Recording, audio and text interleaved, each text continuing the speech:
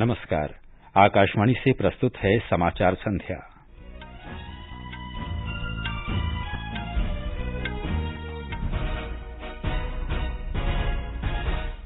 प्रधानमंत्री नरेंद्र मोदी ने विद्यार्थियों और अभिभावकों की चिंताएं दूर करने के लिए सीबीएसई वर्चुअल सत्र में उनसे बातचीत की। केंद्र सरकार ने हैदराबाद की कंपनी बायोलॉजिकल ई से 30 करोड़ कोविड टीकों की व्यवस्था के लिए मंजूरी दी। भारत कोविड टीकों की उपलब्धता सुनिश्चित करने के लिए अमेरिकी कंपनियों फाइजर, मॉडर्ना और जॉनसन एंड जॉनसन के संपर्क में। सरकार ने कहा, इस साल दिसंबर तक सभी पात्र लोगों को टीका लगा दिया जाएगा। मुख्य आर्थिक सलाहकार ने कहा, देश की अर्थव्यवस्था में अगले महीने से सुधार शुरू हो जाएगा। शिक्षक पात्रता परीक्षा प्रमाण पत्र की वैधता अवधि 7 वर्ष से बढ़ाकर आजीवन की गई। रक्षा मंत्रालय ने भारतीय नौसेना और भारतीय तटरक्षक बल के लिए 11 हवाई अड्डा निगरानी रडार खरीदने के अनुबंध पर हस्ताक्षर किए। सेना प्रमुख जनरल एमएम नरवणे ने कश्मीर में नियंत्रण रेखा पर सुरक्षा स्थिति की समीक्षा की और भारत की टोक्यो ओलंपिक्स किट का अनावरण। प्रधानमंत्री ने खेलों की तैयारियों के बारे में समीक्षा बैठक की। समाचार संध्या में मुकेश कुमार के साथ मैं अतहर सईद। कोरोना संक्रमण को देखते हुए आपसे अपील है कि लापरवाही न बरतें और इन आसान उपायों का पालन कर सुरक्षित रहें। मास्क लगाएं, 2 गज की सुरक्षित दूरी बनाए रखें, बार बार हाथ धोएं तथा साफ सफाई रखें और टीका लगवाएं। लोगों को कोविड से संबंधित जानकारी देने और उनके मार्गदर्शन के लिए राष्ट्रीय हेल्पलाइन नंबर कार्यरत है। इसका नंबर है 011-2397-8046 तथा 1075। और अब समाचार विस्तार से। प्रधानमंत्री नरेंद्र मोदी ने विद्यार्थियों और उनके अभिभावकों से आज बातचीत की और उनसे पूछा कि 12वीं कक्षा की परीक्षाओं को रद्द किए जाने की घोषणा को सुनने के बाद वे कैसा महसूस कर रहे हैं। प्रधानमंत्री ने पूछा कि छात्र परीक्षा रद्द किए जाने से बचे समय को किस तरह बिताएंगे। क्या वे आईपीएल और चैंपियंस लीग के मैच देखेंगे या ओलंपिक्स का इंतजार करेंगे। श्री मोदी ने कहा कि छात्रों को परीक्षाओं के बारे में कभी तनावग्रस्त नहीं होना चाहिए। उन्होंने कहा कि परीक्षाओं को रद्द करने का फैसला छात्रों के हित में लिया गया है। उन्होंने कहा कि स्वास्थ्य ही धन है। श्री मोदी ने विद्यार्थियों से पूछा कि वे शारीरिक रूप से स्वस्थ रहने के लिए क्या करते हैं। प्रधानमंत्री ने सीबीएसई छात्रों और उनके अभिभावकों को उस समय आश्चर्यचकित कर दिया जब उन्होंने शिक्षा मंत्रालय द्वारा आयोजित एक वर्चुअल सत्र में भाग लिया। प्रधानमंत्री ने छात्रों और अभिभावकों के मुद्दों और चिंताओं को भी सुना। इस बीच आज उत्तर प्रदेश, उत्तराखंड और महाराष्ट्र ने 12वीं की परीक्षा रद्द करने का निर्णय लिया। इन राज्यों ने विद्यार्थियों की सुरक्षा को सर्वोपरि रखते हुए ये फैसला लिया है। इस संबंध में विस्तृत दिशा निर्देश जल्द जारी किए जाएंगे। केंद्र ने शिक्षक पात्रता परीक्षा टीईटी क्वालिफाइंग सर्टिफिकेट की वैधता की अवधि 7 वर्ष से बढ़ाकर आजीवन करने का फैसला किया है। केंद्रीय शिक्षा मंत्री रमेश पोखरियाल निशंक ने कहा कि यह फैसला पिछली अवधि से यानी वर्ष 2011 से लागू होगा। श्री निशंक ने कहा कि राज्य और केंद्र शासित प्रदेश ऐसे उम्मीदवारों के लिए नए टीईटी प्रमाण पत्र जारी करने अथवा पुराने प्रमाण पत्रों को पुनः वैध करने के लिए आवश्यक कार्यवाही करेंगे जिनकी 7 वर्ष की अवधि समाप्त हो चुकी है। शिक्षा मंत्री ने इसे शिक्षण के क्षेत्र में करियर बनाने के आकांक्षी उम्मीदवारों के लिए रोजगार के अवसर बढ़ाने के लिए एक सकारात्मक कदम बताया। स्कूलों में शिक्षक के रूप में नियुक्त होने का पात्र होने के लिए टीईटी अनिवार्य क्वालिफाइंग परीक्षा है। स्वास्थ्य मंत्रालय ने टीका बनाने वाली हैदराबाद की मैसर्स बायोलॉजिकल ई कंपनी को 30 करोड़ कोविड टीके बनाने और रिजर्व में रखने की मंजूरी दी है। ये टीके अगस्त से दिसंबर की अवधि में बनाए जाएंगे और बायोलॉजिकल ई उनका स्टॉक करेगी। इसके लिए केंद्रीय स्वास्थ्य मंत्रालय बायोलॉजिकल ई कंपनी को 1,500 करोड़ रुपए देगा। ये कंपनी टीकों के पहले और दूसरे नैदानिक परीक्षण के सकारात्मक परिणाम के बाद तीसरे चरण का परीक्षण कर रही है। भारत कोविड का टीका बनाने वाली अमेरिकी दवा कंपनियों फाइजर, मॉडर्ना और जॉनसन एंड जॉनसन के साथ लगातार संपर्क में है।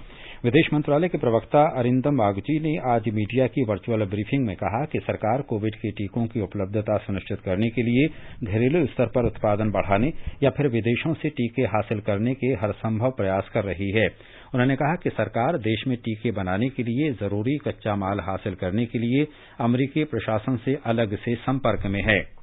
EM was the first cabinet minister from India to visit the US to engage with the Biden administration. His comprehensive program included meetings with the US leadership, interactions with members of the Congress, CEOs of US companies, as think tanks, among others. Both sides focused on the ongoing efforts to combat COVID-19, expeditious vaccination, enhancing access to vaccines, ensuring smooth and open supply chains for vaccines and related materials, and securing a waiver under TRIPS for COVID-19 vaccines. Arindam Bagchi ने बताया कि विदेश मंत्री की हाल की America यात्रा के दौरान भी यह मसला उठाया गया था। श्री बागची ने कहा कि कोविड जैसी वैश्विक महामारी से बचने के लिए टीकाकरण अभियान में तेजी लाने के प्रयास दोनों ही देशों के हित में होंगे। उन्होंने कहा कि अमेरिकी सरकार ने दूसरे देशों को टीके देने की बात कही है। भारत सरकार इस संबंध में विस्तृत ब्यौरे की प्रतीक्षा कर रही है। भारतीय आयुर्विज्ञान अनुसंधान परिषद ICMR ने घर में इस्तेमाल के लिए तैयार दूसरी रैपिड एंटीजन टेस्ट किट को मंजूरी दे दी है। इस किट को शिकागो की एबॉट रैपिड डायग्नोस्टिक डिवीजन ने विकसित किया है। पैन बायो नामक कोविड-19 एंटीजन टेस्ट उपकरण के इस्तेमाल की 5 जुलाई तक अस्थायी तौर पर मंजूरी दी गई है। कंपनी इस उपकरण की कीमत बाद में घोषित करेगी। देशव्यापी टीकाकरण अभियान के अंतर्गत अब तक 22 करोड़ 10 लाख से अधिक कोविड टीके लगाए जा चुके हैं। पिछले 24 घंटों के दौरान 22 लाख से अधिक टीके लगाए गए। स्वास्थ्य मंत्रालय ने कहा है कि भारत में रोगियों की संख्या निरंतर घट रही है। अब 17,13,413 कोविड मरीजों का उपचार किया जा रहा है। पिछले 24 घंटों के दौरान 80,232 रोगी स्वस्थ हुए। कल 1,34,000 लोगों में कोरोना संक्रमण की पुष्टि हुई है। दैनिक संक्रमित लोगों की संख्या निरंतर कम हो रही है। अब तक 2 करोड़ 64 लाख से अधिक मरीज स्वस्थ हो चुके हैं। पिछले 24 घंटों के दौरान 2,11,000 से अधिक रोगी स्वस्थ हुए। स्वास्थ्य मंत्रालय ने कहा है कि लगातार 21 दिन से रोजाना स्वस्थ हो रहे लोगों की संख्या प्रतिदिन संक्रमित मरीजों से अधिक बनी हुई है। स्वस्थ होने की दर बढ़कर 92.79% तक पहुंच गई है। साप्ताहिक संक्रमण दर इस समय 7.66% है। पिछले 10 दिन से दैनिक संक्रमण दर 10% से घटकर 6.21% रह गई है। पिछले 24 घंटों के दौरान 2,887 लोगों की मौत हो गई।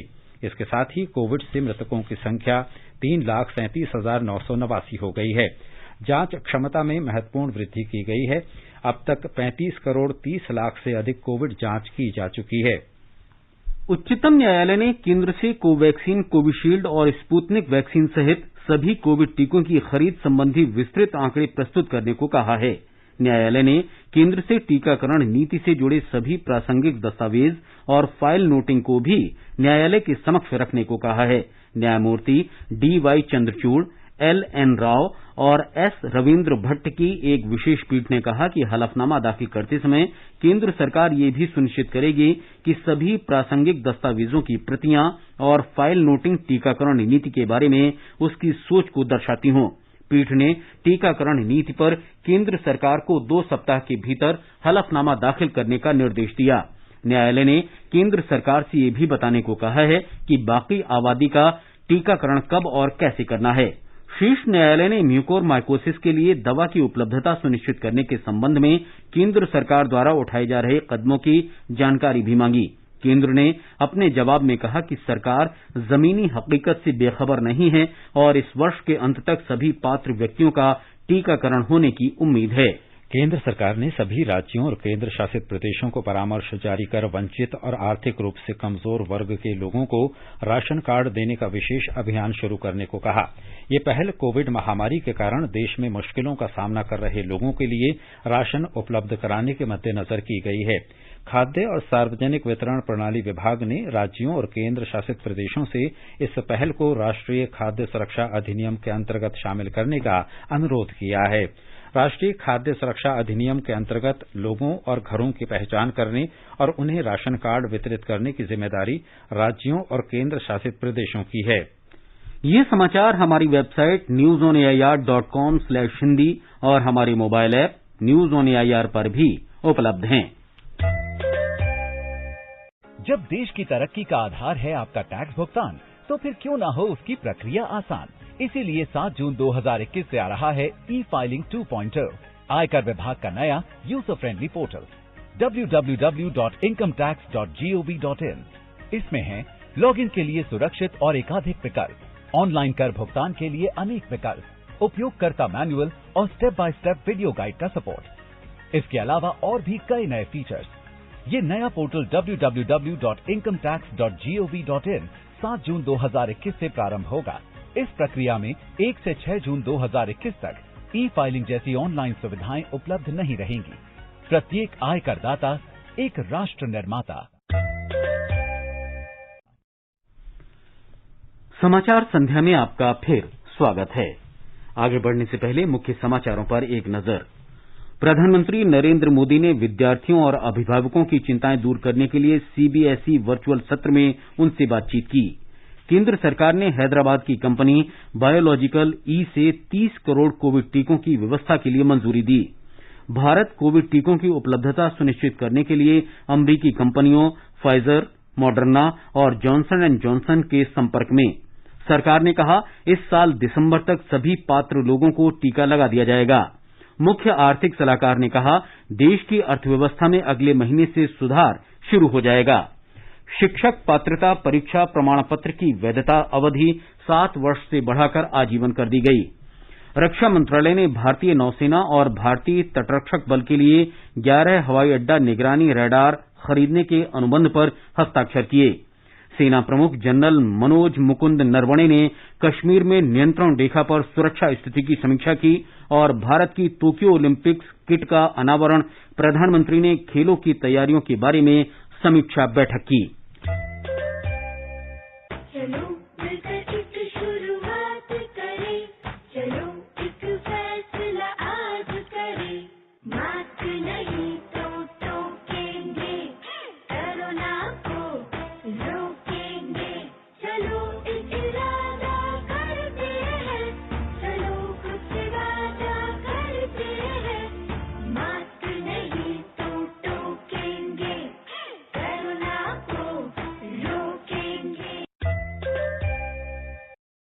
मुख्य आर्थिक सलाहकार केवी सुब्रमण्यन ने कहा है कि अगले महीने से अर्थव्यवस्था में सुधार होने लगेगा।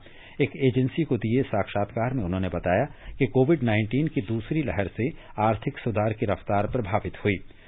श्री सुब्रमण्यन ने कहा कि राज्यों ने प्रतिबंध हटाने शुरू कर दिए हैं और यदि टीकाकरण जोर पकड़ता है तो अर्थव्यवस्था में सुधार होने लगेगा। उन्होंने बताया कि भारत सभी को टीकाकरण का लक्ष्य इस वर्ष दिसंबर तक प्राप्त करने में सफल होगा। मुख्य आर्थिक सलाहकार ने कहा कि कोविड-19 का देश के राजकोषीय घाटे के लक्ष्य और विनिवेश लक्ष्य पर कोई असर नहीं पड़ने वाला है।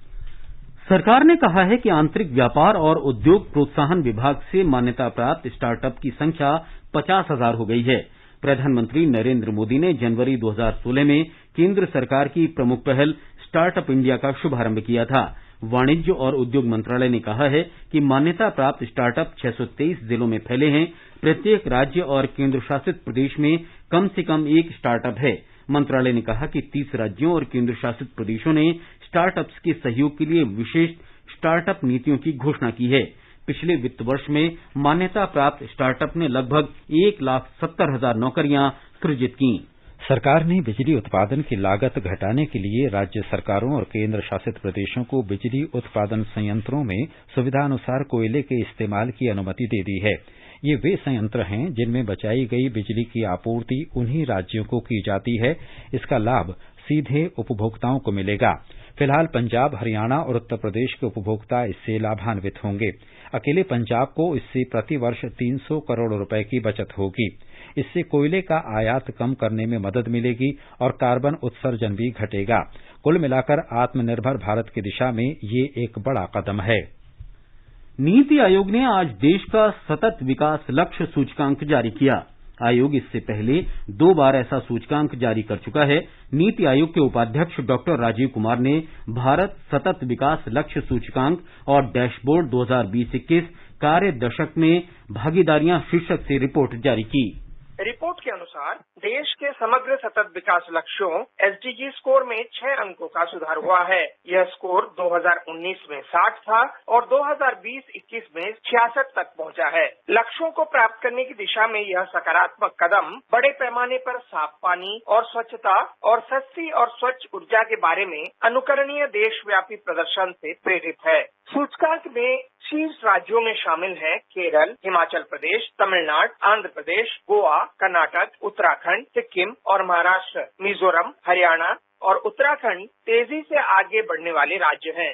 2020-21 में 12 और राज्य और केंद्र शासित प्रदेश इस श्रेणी में आए हैं। वर्ष 2018 में अपने उद्घाटन के बाद से यह सूचकांक व्यापक रूप से सतत विकास लक्ष्यों को प्राप्त करने की दिशा में राज्यों और केंद्र शासित प्रदेशों द्वारा की गई प्रगति का दस्तावेजीकरण और उनकी रैंकिंग निर्धारित कर रहा है। भारत में संयुक्त राष्ट्र के सहयोग से विकसित एसडीजी इंडिया इंडेक्स सभी राज्यों और केंद्र शासित प्रदेशों की प्रगति को उन 115 संकेतकों पर आंकता है जो सांख्यिकी एवं कार्यक्रम कार्यान्वयन मंत्रालय के राष्ट्रीय संकेतक फ्रेमवर्क से जुड़े हैं। इस सूचकांक को प्राथमिक हितधारकों, राज्यों और केंद्र शासित प्रदेशों, भारत में संयुक्त राष्ट्र की एजेंसियां, सांख्यिकी एवं कार्यक्रम कार्यान्वयन मंत्रालय और अन्य प्रमुख केंद्रीय मंत्रालयों के साथ व्यापक परामर्श के बाद तैयार किया गया है। अनुपम मिश्र, आकाशवाणी समाचार, दिल्ली। इस अवसर पर डॉक्टर राजीव कुमार ने कहा कि सतत विकास लक्ष्य सूचकांक और डैशबोर्ड के माध्यम से सूचकांक की निगरानी के हमारे प्रयास को दुनिया भर में व्यापक रूप से सराहा गया है। उन्होंने कहा कि समग्र सूचकांक की गणना करके राज्यों और केंद्र शासित प्रदेशों की रैंकिंग निर्धारित करने के लिए दुर्लभ डेटा संचालित पहल है। नीति आयोग के मुख्य कार्यकारी अधिकारी अमिताभ कांत ने कहा कि सूचकांक रिपोर्ट का ये संस्करण साझेदारी के महत्व पर केंद्रित है। खाद्य प्रसंस्करण उद्योग मंत्री नरेंद्र सिंह तोमर ने छत्तीसगढ़ के रायपुर के तिल्दा ब्लॉक में आज सर्वोत्तम मेगा फूड पार्क का वर्चुअल माध्यम से उद्घाटन किया। इस अवसर पर श्री तोमर ने कहा कि मेगा फूड पार्क से किसानों को अपने उत्पाद का अच्छा मूल्य मिलेगा, भंडारण की सुविधा बढ़ेगी और क्षेत्र में किसानों के लिए वैकल्पिक बाजार उपलब्ध होगा। उन्होंने कहा कि इससे 5000 लोगों के लिए प्रत्यक्ष और अप्रत्यक्ष रोजगार के अवसर पैदा होंगे और लगभग 25,000 किसानों को लाभ होगा। मेगा फूड पार्क 145 करोड़ रुपए से अधिक की लागत से 63 एकड़ से अधिक भूमि पर बनाया गया है। छत्तीसगढ़ के मुख्यमंत्री भूपेश बघेल और केंद्रीय खाद्य प्रसंस्करण राज्य मंत्री रामेश्वर तेली भी इस अवसर पर उपस्थित थे। सरकार ने देश में खाद्य प्रसंस्करण क्षेत्र को बढ़ावा देने और खाद्य पदार्थों की बर्बादी रोकने के लिए मेगा फूड पार्क योजना लागू की है। रक्षा मंत्रालय ने भारतीय नौसेना और भारतीय तटरक्षक बल के लिए 11 हवाई अड्डा निगरानी रडार की खरीद के लिए Mahindra telephonic integrated systems limited के साथ आज एक समझौते पर हस्ताक्षर किए। ये सौदा 323 करोड़ रुपए का है। ये रडार भारतीय नौसेना और तटरक्षक बलों के विमानों की हवाई सुरक्षा प्रणाली को मजबूत बनाएंगे। रक्षा मंत्रालय ने कहा है कि रडार खरीद समझौता आत्मनिर्भर भारत की दिशा में सरकार की एक बड़ी उपलब्धि है। इससे प्रौद्योगिकी हासिल करने, कौशल विकास, स्वदेशी उत्पादन और रोजगार के अवसर बढ़ेंगे। सेना प्रमुख जनरल एमएम नरवणे ने अपने 2 दिवसीय कश्मीर घाटी दौरे के दूसरे दिन आज नियंत्रण रेखा के पास सुरक्षा स्थिति की समीक्षा की। सेना प्रमुख के साथ उत्तरी सेना commander lieutenant general Y K. Joshi और Chinar corps commander lieutenant general DP Pande ने अग्रिम चौकियों और अन्य व्यवस्थाओं को देखा। स्थानीय कमांडरों ने सेना प्रमुख को वर्तमान सुरक्षा स्थिति तथा पाकिस्तान के कब्जे वाले कश्मीर से आतंकवादियों की घुसपैठ को विफल करने के लिए उठाए जाने वाले कदमों की जानकारी दी। जनरल नरवणे ने सैनिकों के साथ बातचीत की तथा उनके उच्च स्तरीय के शौर्य तथा मुस्तैद तैनाती के लिए उनकी सराहना की। नियंत्रण रेखा पर मौजूदा शांति की सराहना करते हुए सेना प्रमुख ने कमांडरों तथा सैनिकों को चौकसी बनाए रखने तथा हर संभावित चुनौती से निपटने के लिए तैयार रहने को कहा। सेना प्रमुख ने इस क्षेत्र में शांति बनाए रखने तथा कोरोना महामारी के फैलाव को रोकने के लिए जनता में जागरूकता पैदा करने के लिए सभी सरकारी विभागों के बेहतर सहयोग की सराहना की। देश में स्वतंत्र और निष्पक्ष चुनाव सुनिश्चित करने तथा बड़ी संख्या में मतदाता सूची में लोगों को शामिल करने के लिए निर्वाचन आयोग ने विधि मंत्रालय को कई सुझाव भेजे हैं। इसमें नामांकन पत्र दाखिल करते समय गलत सूचनाएं देने वाले उम्मीदवारों को अयोग्य ठहराए जाने और उनके जेल की सजा 2 वर्ष तक बढ़ाने की बात भी शामिल है। आकाशवाणी के साथ एक विशेष साक्षात्कार में मुख्य निर्वाचन आयुक्त सुशील चंद्रा ने बताया कि आयोग ने विधि मंत्रालय को चुनाव सुधारों से संबंधित कई सुझाव भेजे हैं। इसमें 18 वर्ष की आयु पूरी कर चुके युवाओं को मतदाता सूची में शामिल करने के लिए 1 से अधिक कट ऑफ डेट की व्यवस्था करने तथा इसके लिए कानून में आवश्यक संशोधन करने की बात कही है। प्रत्येक वोटर जो है 1 जनवरी को अगर 18 साल की एज पूरी करता है तो ही बिकम्स ए वोटर। जितने यंगस्टर्स एज सून एज उनको 18 साल प्राप्त हों मतदाता बने और उसको ज्यादा भागीदारी का मौका मिले किसी भी इलेक्शन करने में। दूसरा हमारा जो इम्पोर्टेंट सुझाव है वो ये है कि हमारा जो इलेक्टोरल रोल है उसको हम आधार से भी लिंक कर दें, सो दैट अगर कहीं पर भी डुप्लीकेट वोटर्स पाए उसको हम ट्रेस कर सकें और उसको हम खत्म कर सकें। जिससे अगर वो ट्रांसफर भी होता है एक जगह से दूसरी जगह तो उसको भी हम आसानी से स्थानांतरण करके पहली जगह से नाम खत्म करके दूसरी जगह उसका नाम लिखते हैं। बहुजन समाज पार्टी ने उत्तर प्रदेश विधानसभा के अपने 2 विधायकों लालजी वर्मा और राम अचल राजभर को पार्टी से निष्कासित कर दिया है। बहुजन समाज पार्टी की प्रेस विज्ञप्ति में कहा गया है कि दोनों नेता राज्य में हाल में हुए पंचायत चुनावों के दौरान पार्टी विरोधी गतिविधियों में लिप्त पाए गए थे। आजमगढ़ जिले के मुबारकपुर से बहुजन समाज पार्टी विधायक शाह आलम उर्फ गुड्डू जमाली को उत्तर प्रदेश विधानसभा में पार्टी का नेता नियुक्त किया गया है। ये पद पहले पार्टी के विधायक लालजी वर्मा के पास था। पार्टी से निष्कासित दोनों विधायक अम्बेडकर नगर जिले से हैं। विदेश मंत्रालय ने कहा है कि भारत देश में अपराध कर विदेश में पनाह लेने वाले अपराधियों को वापस लाकर उनके खिलाफ कार्रवाई करने के हर संभव प्रयास कर रहा है। मंत्रालय के प्रवक्ता अरिंदम बागची ने भगोड़े व्यापारी मेहुल चोकसी के बारे में पूछे गए सवाल के उत्तर में कहा कि वे डोमिनिका सरकार की हिरासत में हैं और वहां कुछ कानूनी प्रक्रियाएं चल रही हैं। उन्होंने कहा कि भारत उसे यहां लाने के हर संभव प्रयास करेगा। Regarding the specific case of Mehul Choksi, we understand that he is currently in the custody of Dominican authorities and certain legal proceedings are underway. We will continue to make all efforts to ensure that he is brought back to India. But on the further details and variety of questions that have been asked on the legal and technical parts of this case, I would have to refer you to the Ministry of Home Affairs. Bharat और Germany ने आज video conference के माध्यम से संयुक्त राष्ट्र से जुड़े मुद्दों पर द्विपक्षीय चर्चा की। वार्ता में भारतीय प्रतिनिधि मंडल ने विदेश मंत्रालय में पश्चिमी मामलों के सचिव विकास स्वरूप के नेतृत्व में भाग लिया। चर्चा में संयुक्त राष्ट्र तथा बर्लिन में स्थित भारतीय दूतावास के अधिकारी भी शामिल हुए। जर्मनी के प्रतिनिधि मंडल की अगुवाई वहां के स्टेट सेक्रेटरी आंजे लिंजर्जे ने की। दोनों पक्षों ने संयुक्त राष्ट्र से संबंधित कई मुद्दों पर विस्तार से चर्चा की। भारतीय प्रतिनिधि मंडल ने जर्मनी की संयुक्त राष्ट्र सुरक्षा परिषद में अपनी सदस्यता काल की प्राथमिकताओं से अवगत कराया। दोनों ही पक्षों ने संयुक्त राष्ट्र से जुड़े एजेंडे पर आगे भी बातचीत जारी रखने पर सहमति व्यक्त की। ये समाचार आकाशवाणी से प्रसारित किए जा रहे हैं। ताजा समाचार जानने के लिए आप हमारे Twitter handle @AIR News Hindi को फॉलो कर सकते हैं। चाहे हो जिंदगी में भरना उड़ान, अगर आपकी मंजिल हो आसमान, गर्व हो महसूस पहनकर यूनिफॉर्म, तो ज्वाइन करें इंडियन एयरफोर्स। भारतीय वायुसेना में भर्तियां 1 जून 2021 से प्रारंभ। ऑनलाइन अप्लाई करने के लिए careerindianairforce.cdac.in पर लॉगिन करें।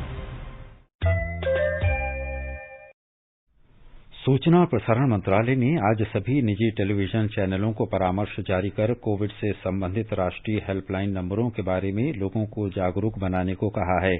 चैनलों से कहा गया है कि वे अपने टिकर या ऐसे ही अन्य माध्यमों के जरिए प्राइम टाइम के दौरान इन हेल्पलाइन नंबरों को दिखाएं ताकि ज्यादा से ज्यादा लोगों को इसकी जानकारी मिल सके। परामर्श में इस बात का विशेष उल्लेख किया गया है कि पिछले कई महीनों से सरकार ने कोविड के उपचार से संबंधित नियमों तथा कोविड से बचाव के लिए सही उपाय करने और टीकाकरण के बारे में विभिन्न मीडिया प्लेटफॉर्म के माध्यम से जागरूकता फैलाने का काम किया है।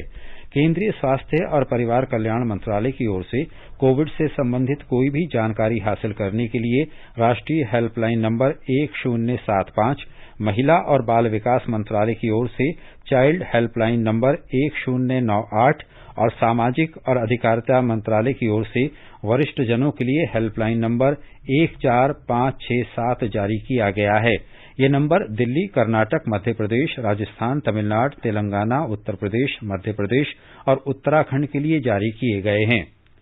स्वास्थ्य विशेषज्ञों का कहना है कि म्यूकोरमाइकोसिस यानी ब्लैक फंगस की समस्या ज्यादातर ऐसे लोगों में पाई जाती है जिनकी रोग प्रतिरोधक क्षमता कम है और जो मधुमेह से पीड़ित हैं। पत्र सूचना कार्यालय की ओर से आज कोविड-19 के परिप्रेक्ष्य में म्यूकोरमाइकोसिस और दंत स्वास्थ्य पर एक वेबिनार आयोजित किया गया। वेबिनार में डॉक्टर राजीव जयदेवन ने कहा कि म्यूकोरमाइकोसिस को कोविड-19 के हल के रूप में ही देखा जाता है। Well, as you know, mucormycosis is a fungus infection, and it is not a single fungus. It is many species of fungi that are grouped under the name mucormycosis. Whenever people have depressed immunity, we all have an immune system that helps us fight infections that are attacking us every day. And without our knowledge, our immune system is able to get rid of all the infections. But there are times when our immune system is suppressed, and having COVID-19 in the background of diabetes and steroid use is a classic setting of triple immunosuppression. देश की अग्रणी para athlete Deepa Malik ने कहा है कि उनके लिए Covid टीका लगवाना उतना ही महत्वपूर्ण है जितना देश के लिए पदक जीतना। पद्मश्री और अर्जुन पुरस्कार से सम्मानित दीपा मलिक ने आकाशवाणी समाचार से विशेष बातचीत में कहा कि कोविड टीका लगवाकर न केवल हम खुद को सुरक्षित करते हैं बल्कि अपने आसपास के लोगों को भी सुरक्षित बनाते हैं। जितना जरूरी अपने देश के लिए मेडल जीतकर अपने तिरंगे की शान बढ़ाना था, मेरे लिए शायद उतनी ही जिम्मेदारी थी कि मैं वैक्सीनेशन लेकर अपने देशवासियों को स्वास्थ्य दूं, क्योंकि अगर मेरी सेहत ठीक है तो मेरे चारों तरफ रहने वाले जितने भी देशवासी हैं उनकी सेहत ठीक है। अपने लिए नहीं तो अपने देश के लिए प्लीज वैक्सीनेशन लीजिए और कोरोना वायरस से अपनी लड़ाई में अपना सहयोग दीजिए और अपने देश को स्वस्थ और सेहतपूर्ण बनाएं ताकि हम सब दोबारा आपस में मिल सकें, आपस में बाहर निकलकर अपने काम पे जा सकें और अपनी आसान एक जिंदगी फिर से शुरू कर सकें। वैक्सीनेशन लीजिए और स्वस्थ रहिए। प्रधानमंत्री नरेंद्र मोदी ने कहा है कि खेल राष्ट्र के हृदय में बसा है। उन्होंने कहा कि देश के युवा खेलों की संस्कृति को सुदृढ़ और आकर्षक बना रहे हैं। ओलंपिक खेलों की तैयारियों की समीक्षा बैठक की अध्यक्षता करते हुए श्री मोदी ने कहा कि इनमें भाग लेने वाले देश के युवाओं के साथ 135 करोड़ भारतीयों की शुभकामनाएं हैं। उन्होंने टीकाकरण से लेकर प्रशिक्षण सुविधाओं तक खिलाड़ियों की सभी जरूरतों को उच्च प्राथमिकता के आधार पर पूरा करने पर जोर दिया। श्री मोदी ने कहा कि जुलाई में वे ओलंपिक दल के सदस्यों के साथ वीडियो कॉन्फ्रेंस के माध्यम से संपर्क में रहेंगे। उन्होंने कहा कि उत्साहवर्धन के लिए पूरा देश खिलाड़ियों के साथ है। इस अवसर पर युवा कार्यक्रम और खेल मंत्री किरेन रिजिजू ने टोक्यो ओलंपिक खेलों के 50 दिन की काउंटडाउन के अवसर पर भारतीय ओलंपिक दल की आधिकारिक किट का अनावरण किया। उन्होंने टोक्यो ओलंपिक के खिलाड़ियों को बधाई दी। देश का खेल मंत्री होने के नाते जब प्रधानमंत्री जी का स्तर से खेल के बारे में खुद बात करते हैं और खुद हर चीज का जायजा लेते हैं तो इसका मतलब सरकार का मंशा देश में खेल का माहौल बनाना है, इसमें बहुत बल मिलने जा रहे हैं। हमारा लंबा लक्ष्य है, लेकिन इस वक्त जो टारगेट है टोक्यो ओलंपिक्स का, खास करके मैं खिलाड़ियों को, उनके कोचेस हैं और उनके टेक्निकल टीम है, मैं उसको बधाई देता हूं। हम एक्सपेक्टेशन कर रहे हैं वो अच्छा परफॉर्म करें, उसके लिए जो भी तैयारी करना है, सपोर्ट करना है, वो हम करेंगे। और अब आर्थिक जगत की खबरों के साथ मनोज पाठक। घरेलू शेयर बाजार में आज तेजी बनी रही और प्रमुख सूचकांक 0.7% बढ़त के साथ बंद हुए। बॉम्बे स्टॉक एक्सचेंज का सेंसेक्स 383 अंक बढ़कर 52,232 पर बंद हुआ। उधर निफ्टी 114 अंक बढ़कर 15,690 दर्ज हुआ। अंतर बैंकिंग विदेशी मुद्रा बाजार में $1 की तुलना में रुपया 18 पैसे मजबूत होकर $72.91 पर पहुंच गया और अंतर्राष्ट्रीय बाजारों में ब्रेंट कच्चे तेल की कीमत बढ़कर $71.30 प्रति बैरल के स्तर पर पहुंच गई। मौसम विभाग ने कहा है कि दक्षिण पश्चिम मानसून आज केरल पहुंच गया है। विभाग ने बताया कि मानसून दक्षिण अरब सागर, लक्षद्वीप, बंगाल की खाड़ी और केरल तथा तमिलनाडु के कुछ हिस्सों की ओर बढ़ गया है। अंत में मुख्य समाचार एक बार फिर। प्रधानमंत्री नरेंद्र मोदी ने विद्यार्थियों और अभिभावकों की चिंताएं दूर करने के लिए सीबीएसई वर्चुअल सत्र में उनसे बातचीत की। केंद्र सरकार ने हैदराबाद की कंपनी बायोलॉजिकल ई से 30 करोड़ कोविड टीकों की व्यवस्था के लिए मंजूरी दी। भारत कोविड टीकों की उपलब्धता सुनिश्चित करने के लिए अमेरिकी कंपनियों फाइजर, मॉडर्ना और जॉनसन एंड जॉनसन के संपर्क में। सरकार ने कहा इस साल दिसंबर तक सभी पात्र लोगों को टीका लगा दिया जाएगा। मुख्य आर्थिक सलाहकार ने कहा देश की अर्थव्यवस्था में अगले महीने से सुधार शुरू हो जाएगा। शिक्षक पात्रता परीक्षा प्रमाण पत्र की वैधता अवधि 7 वर्ष से बढ़ाकर आजीवन की गई। रक्षा मंत्रालय ने भारतीय नौसेना और भारतीय तटरक्षक बल के लिए 11 हवाई अड्डा निगरानी रडार खरीदने के अनुबंध पर हस्ताक्षर किए। सेना प्रमुख जनरल एमएम नरवणे ने कश्मीर में नियंत्रण रेखा पर सुरक्षा स्थिति की समीक्षा की। इसके साथ ही समाचार संध्या का ये अंक समाप्त हुआ। नमस्कार।